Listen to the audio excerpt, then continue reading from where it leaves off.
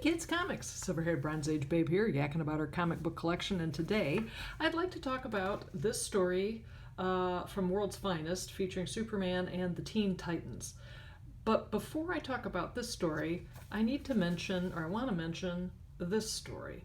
And the reason is because this issue is the first appearance of a black Teen Titan named Mal. And this is from 1970. And Mal is introduced, it's a Bob Kanigher story, so get ready, y'all. It's actually not too terrible.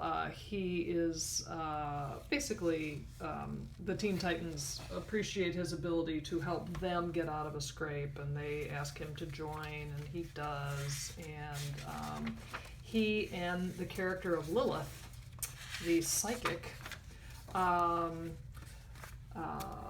really are connected. And what's interesting about this is that this panel here was going to be the first, I think, comic book panel featuring a kiss between a black character and a white character.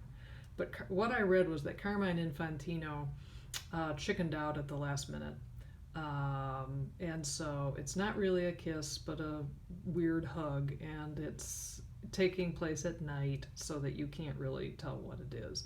Even so, apparently he got mean letters and maybe even a death threat. But you know what? Have some guts, Carmine and folks. So anyway, that's introducing Mal.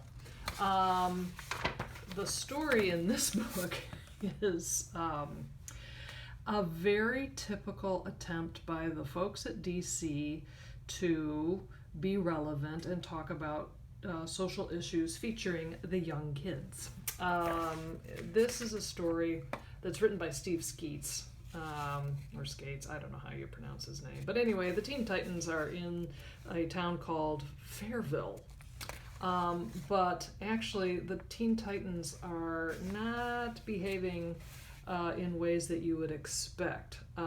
They thwart a robbery of a grocery store and just beat the heck out of this guy, even though he says, but my family's starving, and so they don't care. They beat him up, including Mal. But then after they're done, these two are like, okay, that's great. Let's go out and, want to have a dinner or a bite to eat or a beer or something. And they're like, yeah, that sounds good. Where to now, fellas? We'd like to have you come with us, Mal, but they only serve whites. And he says, besides, you'll have much better time over on your own side of town with your own kind. And Mal says, that's sure enough true. See you later, fellas. Something's up. Meanwhile, the girls are doing nothing but sitting around and whining and waiting for boys to call them for dates. Because that's what a chauvinistic society does to you. Superman gets involved in this thing. Lilith has sent him, a telepathic message that the Teen Titans are trapped in Fairfield. Fairfield, not Fairville. Fairfield. Anyway, turns out it's a computer that is in a cave in the center of town that was found by a guy who was born and raised in the town, and it after he died, it basically sucked up all of it mind melded with him. All of his opinions and thoughts and views on the world were sucked into this computer, and then the computer basically spewed it out somehow to the townsfolk. And so the townsfolk became bigots just like him and chauvinists just like him. Superman figures this out, saves the day. This dragon is a manifestation of the bigots, psyche that is aimed at protecting everything, yada, yada, yada, yada, yada. What I think is interesting about this is, it's very typical DC,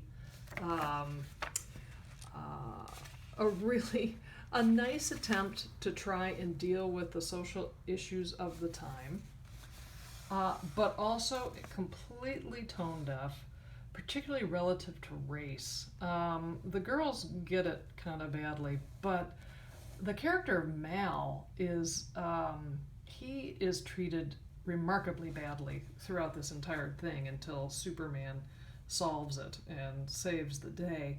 And it just seemed odd to read it today, where it's like the ease with which the racist stuff could come out of the writer's pen and into the characters' mouths is just kind of shocking. And the other thing that's very typical DC is that at the end,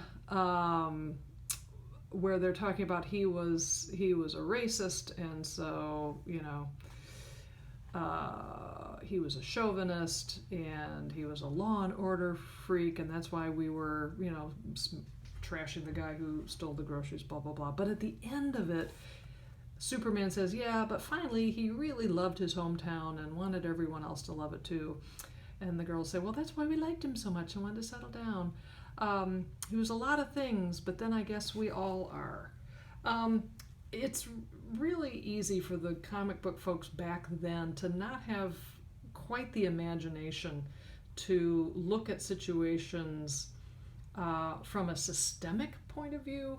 Rather they typically chose these situations are the result of one bad apple.